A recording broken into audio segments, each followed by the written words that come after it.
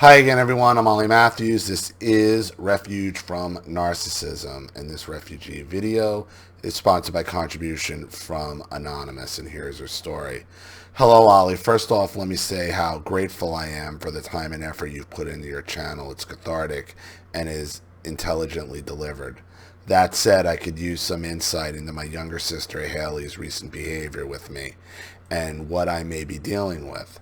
As a bit of background, my mom is a raging undiagnosed borderline who had 4 children, all girls. Oof.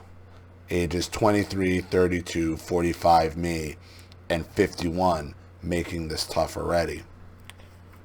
The eldest sibling was only diagnosed chronic depressive but has some BPD tendencies, and the 2 youngest were diagnosed with BPD by professionals. I narrowly escaped with only PTSD. Haley, 32, is my only full-blood sister, and my parents separated only 3 years after she was born due to my mother's cheating on my dad with a former high school boyfriend who had previously become a friend of the family. My mom said she could not decide whom she loved more, so my dad made the decision for her and exited. Though even before this, Haley was an angry, aggressive toddler. Even before my parents separated, she would hit, bite, scream, throw tantrums, and was full of rage. I suspected this was due to the discord in the family and our mother's histrionics, as well as the separation. In her teens, Haley was a punk and got her first tattoo at 15, which my mom hid from my dad, terrified he would blame her. Spent her time with stereotypical wastrels and other people who with similar looks and musical likes, even if they didn't exactly treat her well. I have nothing against punk or any other counterculture expression like that, by the way.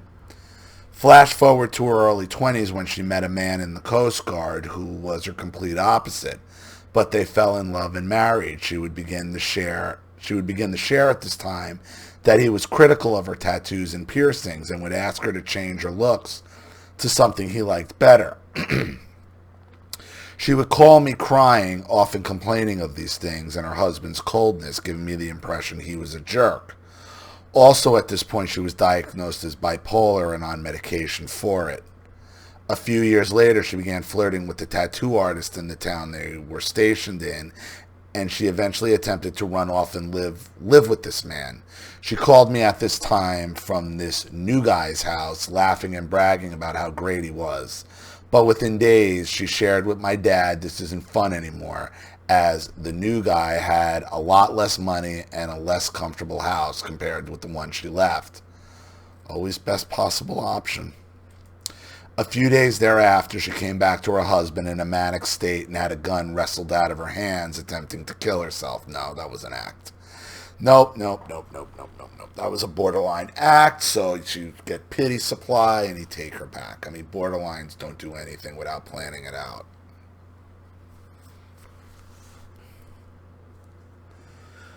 More therapy later, she was diagnosed with BPD and went into DBT, and group therapy, completing the required exercises with greater success than any other patients.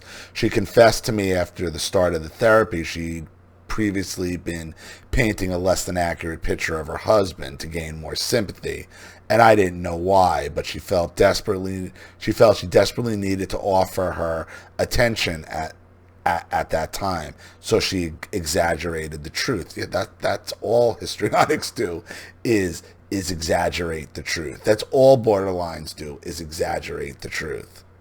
Years later, she ceased complaining about her husband to me moved a few times as her husband was stationed various places, and she became an accomplished vet tech.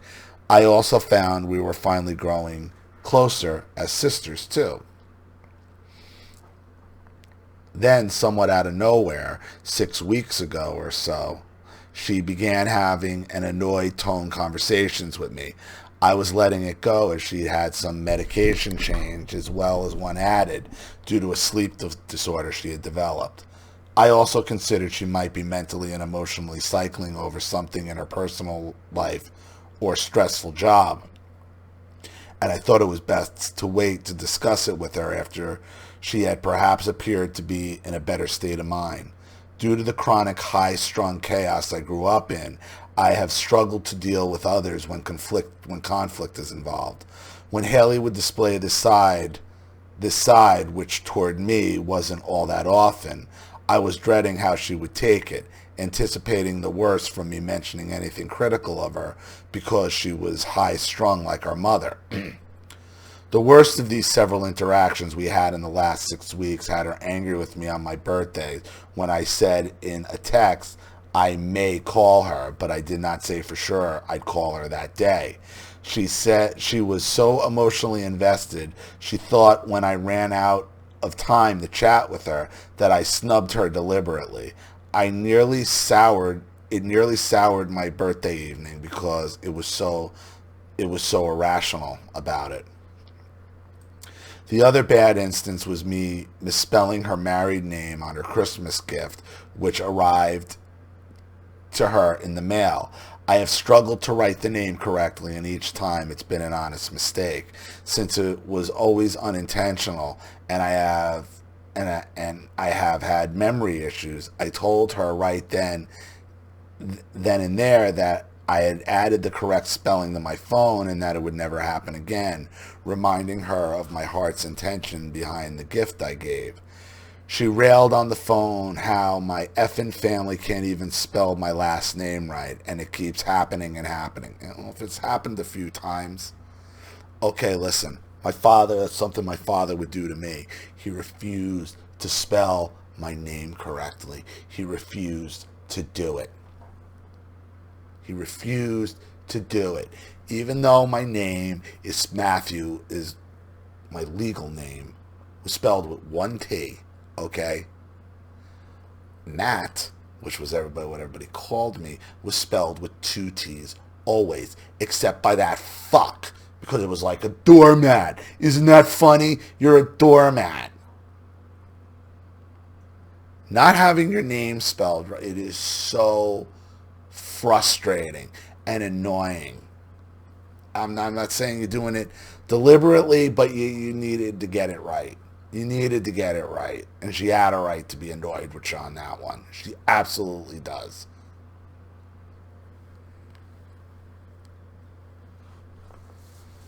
This culminated into our last two conversations where I revealed all the recent ways she was speaking to me and treating me seemingly out of nowhere. She got angry and cried and claimed she didn't know what I was talking about and claimed I needed to own my responsibility for hurting her on both occasions.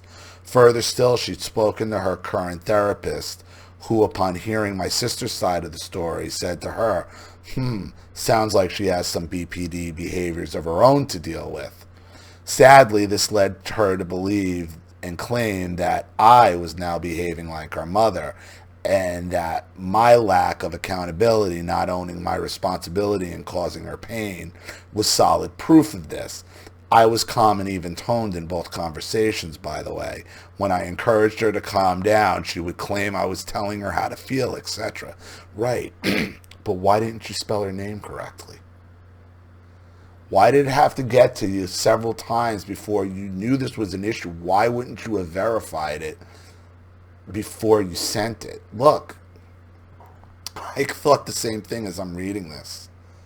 I'm not saying you're BPD, but you have some qualities about it yourself. You do. It's impossible. If all your sisters, you got 4 sisters and your mother and all this chaos, there's no way possible you don't have some BPD tendencies. There's no way. It's not possible. It's just not. And you lack understanding about a lot of this because you think in your mind, oh, well, it's an honest mistake and you should just get over it. No. And by her telling her how to feel, no, listen, you fucked that up. Repeatedly, her name, her married name, you fucked that up. Something that was important to her, and now you're like, oh, well, now I'm going to get it right. Well, how many times have we heard that before? And when you're encouraging her to calm down, you're telling her you upset her, and now you're telling her how she should feel and when she should get over it. When you're the 45-year-old woman who didn't spell her name right again. That is a classic tactic that narcissists use, is misspelling your name, mispronouncing your name, anything. Of course she's seeing your mother in this. The two conversations on this topic went in circles, with her crying and angry, emotions dialed up as high as they could go, and saying it gave her a panic attack the week prior. I would only apologize for misspelling her name on the package, but not for any of the hurt feelings, as she blew everything in the instance out of proportion. She's right. You got borderline. You don't take any responsibility for your own actions, and you want to tell her what should hurt her and how she should react. You're a borderline yourself. This is borderline behavior. It's going to be hard for you and you don't want to hear it. This is borderline behavior. You repeatedly refused to spell her name right. And yes, I'm saying refuse because you knew it was a problem in the past and you didn't verify it more than once, more than twice. But now this time, now I got to put it in after how many times? And now she doesn't have a right to be mad at you or have her feelings hurt? Where do you get off? Honestly. And you're going to tell me you don't have borderline tendencies? That it's just PTSD? Wrong. No.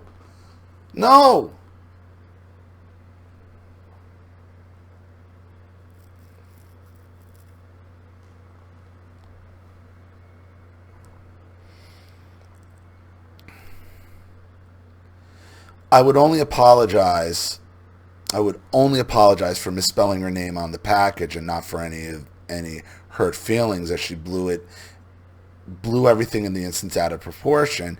And as for my birthday, I also felt no apology was needed, but it was more of a misunderstanding. Well, I understand it's your birthday and I have a real soft spot for birthdays in this, but this is on both. This is on you. You sent her a gift for what? For Christmas, for the holidays, for something. So whatever that event is she felt is ruined, okay? Don't you get it? You ruined whatever that present was for, whatever holiday, whether it was her birthday or Christmas, I don't remember. But now you're bringing up, I shouldn't have to apologize because now it's my birthday. But you're not borderline? Come on.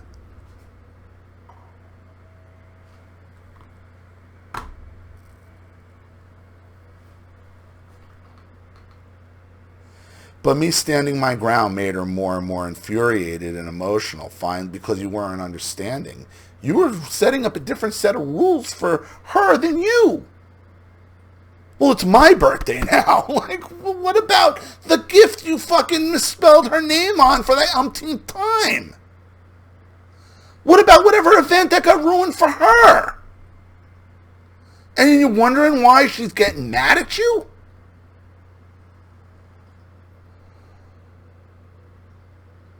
Finally, because she wouldn't get what she wanted from me and would not agree to disagree, she got off the phone with me saying, I don't want to do this. I got to go. I haven't heard back in 3 days. I'd like your opinion on her behavior. Am I dealing with BPD with her? Am I dealing with a BPD with her, a child of a BPD parent who is emotionally unstable, who learned BPD behaviors, or entirely something else? Thanks so much for reading. I look forward to your thoughts. I think you need to realize you're both BPDs. You're not superior to her. You're not. You're no better than her. You're not. You're looking down your nose at her as probably a 12 to 13-year-old sibling. Okay, you got that dynamic again. You're already four females raised by a borderline mother. All the other three are all borderlines, but you're not.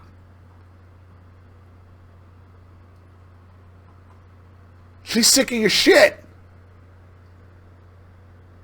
That's what you want to know what's going on. She's sick of your shit. You ruined her holiday with her name, with misspelling her name for the 100th time. I don't know how many times, but you said it's several. But now it's your birthday, and she's overreacting, and she's ruining your day. But you don't see this. I think you need to go back to therapy and start admitting to your own borderline behaviors. Okay? The only thing you should say is, I've given this a lot of thought, and I'm sorry I hurt your feelings, and I was wrong, and I'm going to look into these behaviors myself. I'm sorry I got to tell you this, but you're just as responsible, and you're just as borderline as she is. You have borderline personality. Your entitlement is off the chain, is off the chart. You want a different set of rules for you than her. You want to be able to ruin her gift on her day, but then she has to get over it when she... No. It's not how it works. It's how borderlines think, but it isn't how it works. So, I hope that helps. Thank you for your contribution and story. I really appreciate it. Thank you to everybody watching. Please leave any opinions or advice in the comment section below. And again, if you want your story read on the channel, you have a topic you'd like me to cover, something you'd like me to expose, you'd like to set up a Skype phone call, have a private video made, you'd like to sponsor a video like this for someone who needs help and can't afford it, you'd like to, or just make a contribution to the channel in general to keep it supported, growing, and successful, because this channel survives 100% on contributions from all of you guys. Without you all, this goes away. So if you like what you see here and you want to see more videos like this, you know what to do with the PayPal and email links in the description box. Also, please like and share this video wherever you can. Subscribe to my channel if you haven't, and be sure to click the subscription bell to be notified of all my video uploads. I'm Ollie Matthews. This has been Refuge from Narcissism. Take care.